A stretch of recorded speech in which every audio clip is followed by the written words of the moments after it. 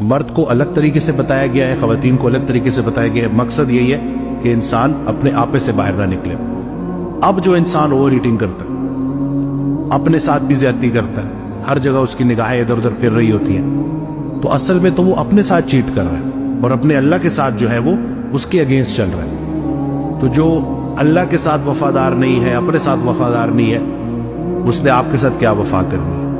آپ دیکھ لیں کہ آج کل 10-10 لاکھ روپے کے تو پرس ہیں، تو وہ پرس اپنے لیے تھوڑی ہوتے ہیں، وہ تو کسی بھی محفل میں جا کے لوگوں کو بتانے کے لیے کہ دیکھیں میں نے کتنا مہنگا پرس لے کے میں آئی ہوں، تاکہ لوگ ان سے امپریس ہو۔ تو یہ نمائش ذرا کم ہو جائے نا تو بڑی چیزیں ٹھیک ہو جائیں گی۔ تو یہ مسئلہ دونوں طرف ہے، مردوں میں بھی ہے اور خواتین میں بھی ہے، اور ہمیں اپنے ساتھ اور اپنے اللہ کے ساتھ سنسیئر ہونا پڑے گا۔ جب تک ہم اپنے ساتھ اور اپنے اللہ کے ساتھ سنسیئر نہیں ہوں گے، معاملات درست نہیں ہوں گے۔